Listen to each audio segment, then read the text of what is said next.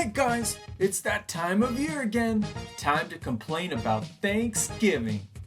Every year for the last 10 years or so, it has become increasingly apparent that a lot of people really hate Thanksgiving. I don't like Thanksgiving. What I really hate about Thanksgiving. Hey guys, so today we're going to be talking about how much I hate Thanksgiving. How much I hate Thanksgiving.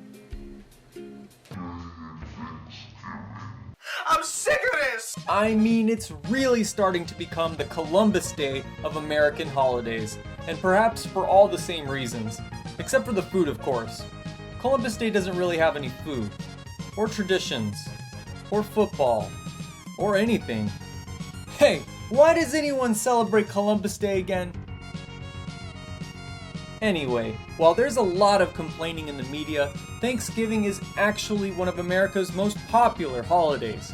Some polls even put the national feast day as second to Christmas, besting even Halloween, which is hard to believe. But then there's a lot of Americans who absolutely hate that holiday for a whole other set of reasons. Halloween is the devil! It's the devil, I tell you! So instead of being negative and harping on all the hate levied at this virtually sacred American tradition, why not shed light on why Thanksgiving is actually totally awesome? Because for a lot of reasons, it totally is. So without further ado, here are the 7 reasons why Thanksgiving is the very best American holiday. After Christmas, and probably Halloween too. Number 7, football. Americans love football. Officially, baseball is still the American pastime, but a 2018 Gallup poll shows that football is really the most popular sport in the US, and football is also inextricably linked up with Thanksgiving. Football has been a popular high school and university sport since the game's inception in the 19th century. And almost just as long as that, large intercollegiate games were widely played during the Thanksgiving holiday, frequently serving as the climax to the season. But it was the Detroit Lions in the 1930s that brought pro football to Thanksgiving. George Richards, a wealthy radio magnate, in addition to being the owner of the Lions, decided to bolster interest in his floundering team by hosting a Thanksgiving Day game that would be broadcast across the nation to living rooms full of men who were at home from work, and yet probably not always entirely welcome in the kitchen. I mean, what else were they gonna do? And the stunt was a huge success, and a new holiday tradition was born. You know, as a kid, watching the NFL on Thanksgiving was such a given that I had no idea that only a small handful of teams actually participated. I guess I assumed it was the NFL-wide tradition since football on Thanksgiving was always such a big deal. But no, it's actually not. The other big team that hosts the Thanksgiving Day game, which I am far more familiar with, is the Dallas Cowboys, and they've been doing so since the 1960s. Everyone else, I guess, they just want to rest up and eat turkey with their families, or watch other people play football, or who knows, maybe they play football with their families. The point is, Americans love football, and Thanksgiving with the 4-day weekend and perfectly crisp weather and many friends and family available to enjoy it with, it's made Thanksgiving second only to the Super Bowl itself as the very best football day of the entire year.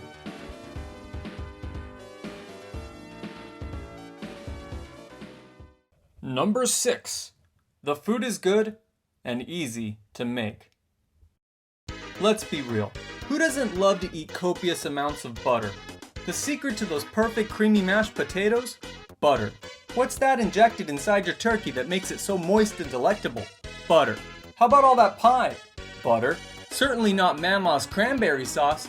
Hey, who am I to judge? Just add butter. Butter on the bread. Butter on the table. Butter on your kids' faces. Wherever there's a surface area on Thanksgiving, there's sure to be butter. And what could be more convenient? You don't have to be a chef. You don't have to use the best ingredients. No. All you need is more and more butter. How to cook Thanksgiving. Turkey. You literally just thaw it, unwrap it, dry it off, and cover it with some foil. Then you throw it in a hot oven for a few hours. Want it to be delicious? Then you cover that bastard in as much butter as you can get. Every square inch, and deep inside every gaping orifice. Bam! You're a chef. Smashed potatoes. Here's a little secret. It's just boiled potatoes covered in ungodly amounts of butter and then smashed into smithereens. It's so basic, you can't even call it a recipe. Stuffing? That's just dry breadcrumbs baked in butter. Pumpkin pie? Wrong. That's butter pie with a light pumpkin filling. Whipped cream? That's just the first stage of making butter. Don't you know anything? Oh, I get it. Maybe some people just don't like butter. Maybe some people are vegan. That's fine. Let them have Arbor Day. But for the rest of us, we have Thanksgiving. And we love it. And that's partially because we love butter. Number 5. Leftovers. So I bet the day after Thanksgiving you've completely run out of butter. No worries, because you still got 2 solid weeks of Thanksgiving food stuffed in your fridge. Gee, I wonder what I'm gonna have for breakfast. Haha, the joke's on you. You're too full from yesterday to even want to eat breakfast. But lunch comes around, and now I'm feeling a little hungry. I guess I'll have a turkey and cranberry sauce sandwich on a dinner roll with a little green bean casserole. Dinner? Pumpkin pie, turkey, and a little stuffing. Breakfast the next day? Turkey and giblet gravy tacos, baby. This stuff is delicious. Really, I mean it. I paid for it, so I have to eat it, right? Turkey, turkey, turkey, pie. Turkey, turkey, turkey, casserole, pie. Turkey, casserole, pie. Why didn't I just give this food away when 900 people were at my house for dinner? I know the Pilgrims had it bad when they were starving to death, but could they imagine the true consequences of such overabundance? I've gotten so fat over the weekend that I don't even fit in my sweatpants. But still, oh man, this food is delicious. Oh, I'll be sick at the end of this. Trust me. But for now, I'm gonna enjoy myself. Number 4. You don't have to go to school. School sucks. Oh man, does school really suck? First of all, you have to go there. It's not like you're invited or something. You're a prisoner.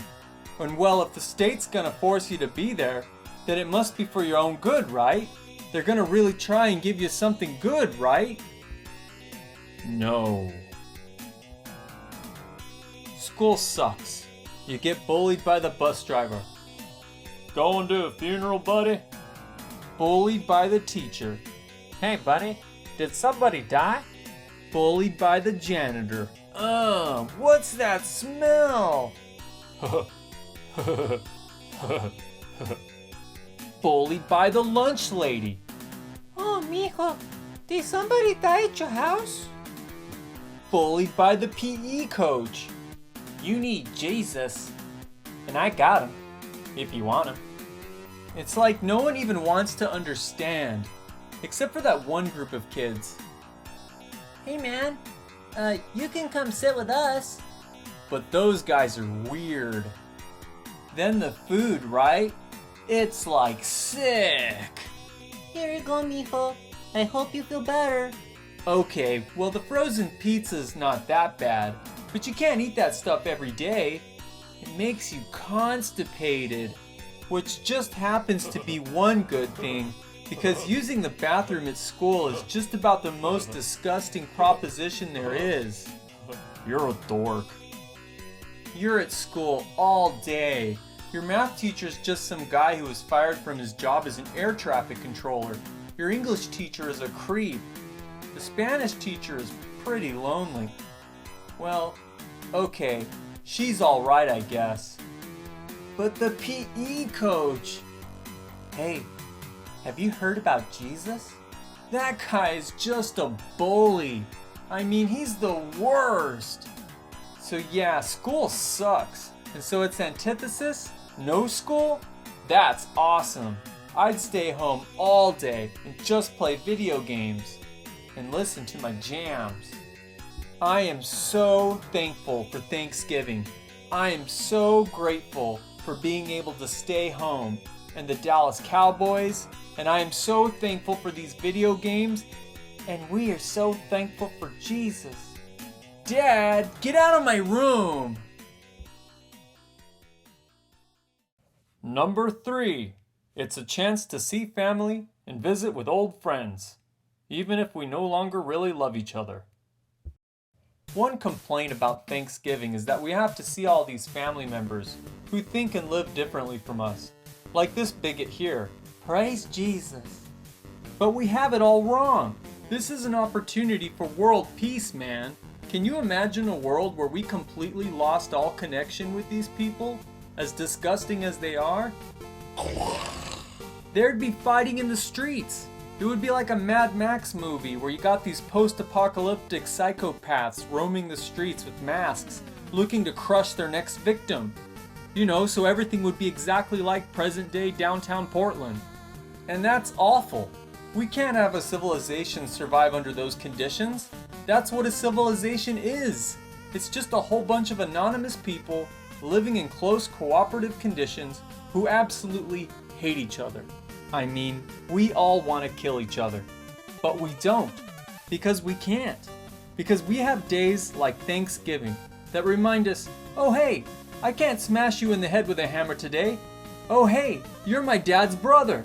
If I hit you in the head with this hammer, my dad will be so mad, and he won't pay for my rent anymore. Thanksgiving reminds us all that despite having nothing in common and no shared sense of purpose or community, that we need each other. We need each other for gas money. We need each other for tuition. We need each other for all the little things that we take for granted, like the lights all staying on and toilets all flushing. And it is a miracle that we're here. But most of all, we need guys like this guy, who just quietly let all these people into his house so they can ask him for money. I work hard, and I live a clean life. I just want everyone to leave me alone so I can watch some football. Thanksgiving. It's about family.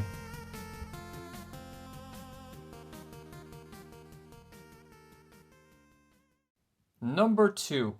It's a reflection of one of the few good things that transpired between European settlers and Native Americans. Why is it that every year so many of us focus on the fact that European settlers and Native Americans were almost constantly embroiled in a vicious struggle for survival and ownership of the land? Does no one else see Thanksgiving as the greatest miracle ever and hope for the future? I mean, do you know anything about the Pilgrims at all? These bigots were so prejudiced that they couldn't even tolerate the Dutch. Who hates Dutch people? I mean, that's why they left England in the first place, because they couldn't stand the Catholics living there. And so they go to uber-tolerant Netherlands, only to hate them too? You really think these people were prepared to hang out with the Native Americans? These are the same people who'd go bananas in just a few years and start burning each other at the stake for witchcraft. No, these people were not prepared to hang out with Native Americans. And yet they did. Why? For the very same reason that people are able to stomach each other all of a sudden during Thanksgiving today. Because they absolutely have to. It's not just a party, it's a matter of survival and interdependent necessity.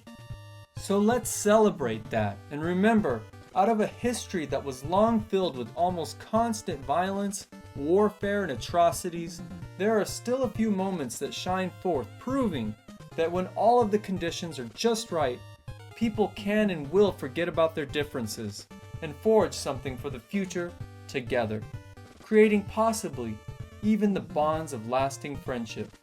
Perhaps it wasn't so with the Pilgrims, but at least let this day be a lasting sign that different kinds of people with radically different histories and viewpoints don't always have to be enemies.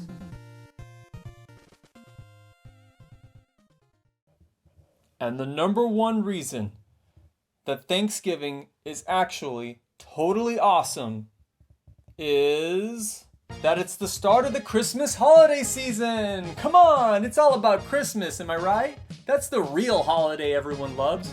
And no sooner than the last bite of pumpkin pie settled to the bottom of our stomachs, we're gonna be all out fighting in the streets over the next video game console machine over at Best Buy. I don't know about you, but I get out the Christmas lights and garlands the same day. We are ready to go. Bing Crosby's gonna be serenading us over coffee and pumpkin pie the following morning. I'm watching Miracle on 34th Street, sipping on eggnog. I've got my kids writing their letters to Santa Claus. I'm planning our nativity calendar. We watch Christmas movies, Christmas music, all day long, every day until January 1st. In fact, that reminds me, it's time to cut this video a little short.